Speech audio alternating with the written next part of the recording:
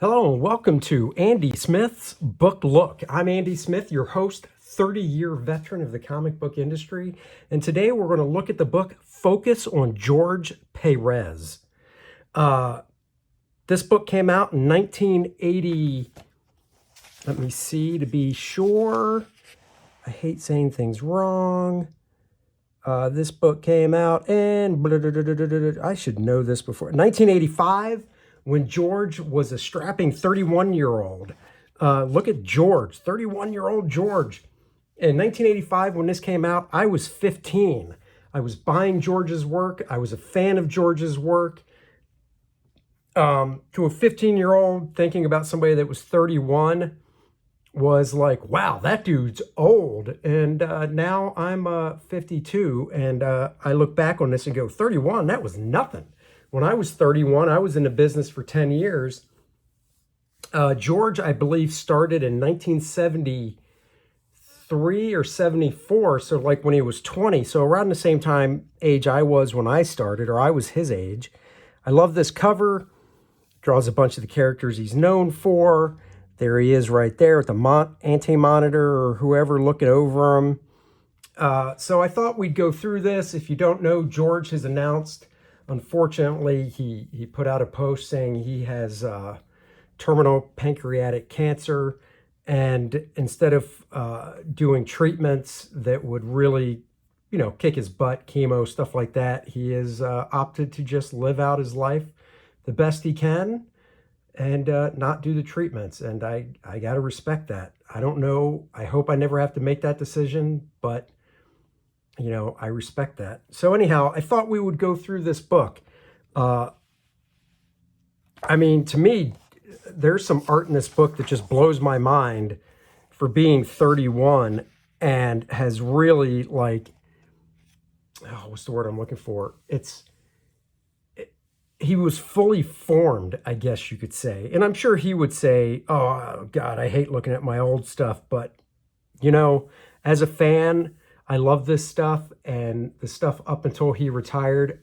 I recently actually just bought an issue of Brave and the Bold from 2007 when he restarted that run with Mark Waid. And, just top-notch stuff.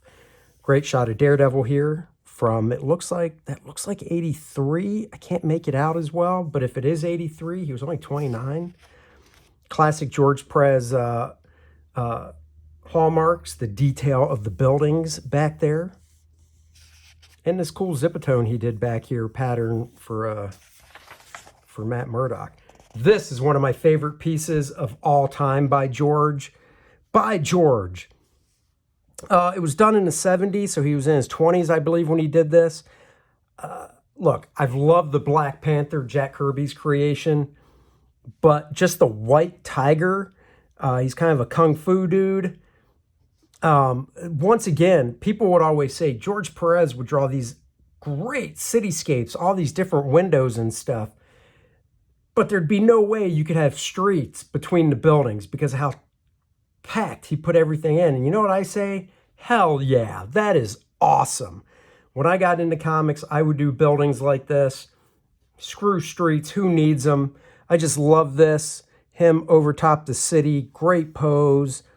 I want to say Jack Abel inked this, but I'm not sure. I love that. And you know what? They've never done, I don't think to this day they have ever done a White Tiger, Black Panther team up. Come on. What more could you ask for?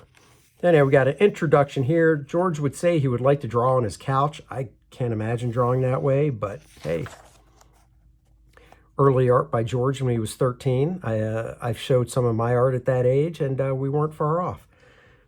This is from 1982, so George was 28 when he did this.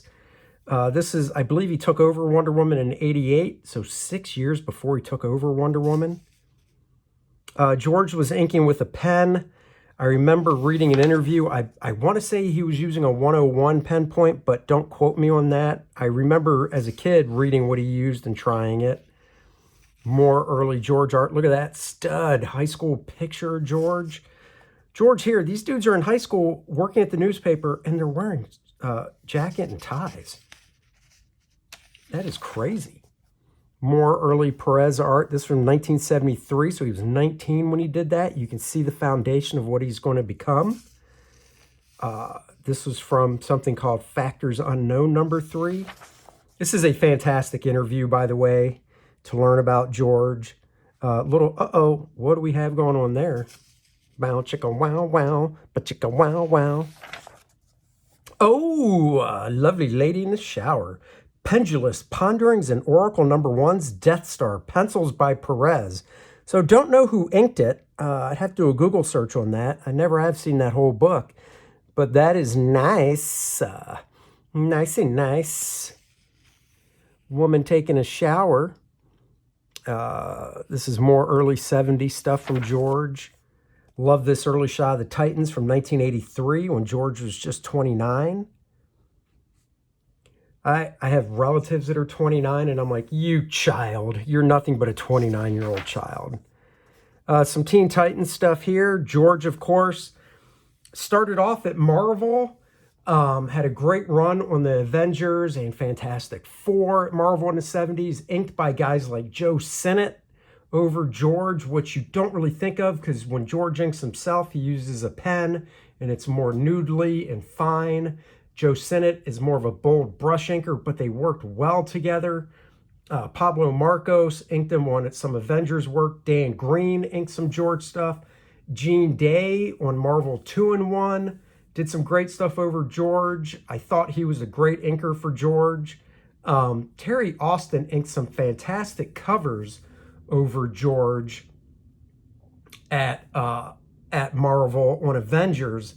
And you look at that clean, crisp stuff, and you're like, man, that would have been great on X-Men. George did do an X-Men annual that Terry Austin inked, so you only got a hint of what George could have been. Imagine John Byrne and George Perez going back and forth on X-Men. Mind blown. Here he drew a fan in issue 50 of Teen Titans. So this is just great stuff. I love these character sheets. These were so inspiring to me as a kid. I'd be like, that's how you do character sheets. Just love these. And these were inked by George as well. 2 characters he co-created. Here's another character he co-created, Monitor, for the Crisis, which was a huge point at DC Comics. Merging Worlds. Harbinger. Jerry Ordway inked the Crisis stuff for a bit. I don't think he inked all of it. Love that stuff. This is an uninked piece George did way back before he broke into comics, I believe. Love seeing sketches like this. Some more early George Perez work. Another great model sheet here of Titans Jericho character he created. Just love this pen work George does. And then his early work. This is him starting at Marvel on the Man-Wolf... the title of the book, I think it says on another page, so I'll get to it. But this was inked by Klaus Janson. So Klaus Janson inking early George. I think George was 20 years old when he did this. So a year younger than... I was a year older than him when I broke in. Oh, Creatures on the Loose, 35. George Perez. Beautiful stuff here. Inked by Klaus Janson. I love artist early work. I should probably go hunt this down. Deadly Hands of Kung Fu, #6. And then we go into Teen Titans, where George, as I was saying, he started at Marvel, but I don't think he was getting the respect he wanted. So he left for DC. They made him an offer he couldn't refuse. That was a bad impression. So he goes to DC, does some Justice League work. My buddy John Beatty inked it for a bit. It was great. But he moves on and creates the Teen Titans with Marv Wolfman, the new Teen Titans. And man, oh man, this is where George shined. Romeo Tangal did the inks. Later on, they would bring the book back in a Baxter paper edition of Teen Titans. Baxter paper was nicer, heavier paper. George inked that stuff himself. This is from issue 39, one of my favorite issues of Titans, because there's a beautiful 2-page spread in there. They don't show it in here, unfortunately. Look at these unique faces, great facial expressions. Each character is their own. Another hallmark of George Perez. Smoochy, smoochy. There's a wedding. Issue 50. This is In Search of Storytelling. So they talk about some of George's storytelling and where he learned it and his techniques, his layouts. John Byrne, when I think John Byrne, I think 3 to 4 panel, 5 panel pages, maybe 6 at most. When I think George Perez, I think 8, 9 panel pages. George just throws it all in there. 1978 Sketch of the Beast. George was a whopping 24, I believe. Like I said, he started at Marvel on Avengers. So they're showing some of his early Avengers work here.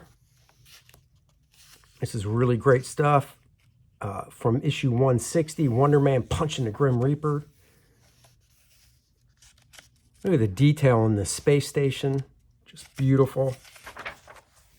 This is my favorite issue, 194. Joe Rubinstein, one of my favorite inkers, inked George. He also collaborated with George on Infinity Gauntlet for the first couple issues, or for the work they did. Then Ron Lim took over, I think, issue 3 or 4.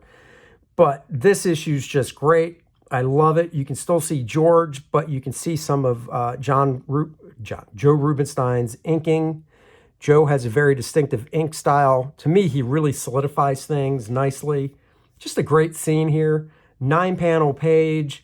Captain America, Miss Marvel, just having a chat in a snowy day. These punk kids are like, I'm going to throw a snowball at Captain America. Without even missing a beat, Cap's like, screw you kids. Chucks his mighty shield. Bashes the snowball, catches it. Doesn't even skip a beat. Classic. Perez also did Logan's Run over at Marvel. The early adaptation of Logan's Run. That's another book I do not own, but I should get. I believe Klaus Janson inked that as well. Then we're talking about some Fantastic Four. Here he is, inked by Joe Sinnott. Joe Sinnott's another inker that has a really definitive inking style that you can tell when he inks somebody. Just look at the difference between Joe Sinnott inking here and George's inking here. This is how superhero comics should be. Even though they're just lounging around, they're still wearing their costumes. None of this, oh, we're not on an adventure. Let's wear regular clothes. Hell no, show them in their costumes. So we're showing some of George's work here on Fantastic Four. Beautiful stuff. Love this guy, Texas Twister from Fantastic Four 177. Just gorgeous. They've collected some of George's stuff into a few trade paperbacks on Fantastic Four. And then we get into a checklist. This dude, when this book came out, was in the business for about 10 years. And look at this checklist. Yeah, my checklist after being in the business for 30 years is probably this big. So George was a titan of the industry who did tons of work. Another great issue right here that I love of Teen Titans. So, I mean, look at this. If you want to get everything George did up until 1985 when this came out, here's the checklist. Of course, from 1985 to now, there's a ton more work. And then here we have a portfolio showing some of George's work. Great Teen Titans piece. This was inked by Jim Valentino for Jim Valentino's Normal Man. This was inked by Romeo Tangel for Justice Machine portfolio. Romeo and George did Titans together. Here's a sample page George did, I believe, when he was 19. My sample pages at 19 did not look that good. Cover to Crisis. George inked those covers. 2-page story from a little digest George did before he broke into the business. This is from a Marvel team-up portfolio right here. So you got to see what George's X-Men would look like. This is a sample page George did to try and get work. So if you want to see what sample page, here's a couple more. This was from a role-playing game, a promotional piece for a role-playing game George did. Great pencils. This was a portfolio piece for when George was assisting. George broke into the business assisting legendary artist Rich Buckler. So you've got some of that. And then some pages from the Never Before Justice League Avengers book that never saw print. So gorgeous stuff there. A pinup. This is from Thunder Agents, I believe, by George. Look at that. Trivia, even. Perez's first published pro work appeared in Astonishing Tales 25. So you even got some trivia right here. So you can probably find this on eBay. If you're a George Perez fan, I suggest you get it. Thank you for joining me for this book look on Focus on George Perez. I am Andy Smith, 30-year veteran of the comic book industry. See you next time on another book look. Bye-bye.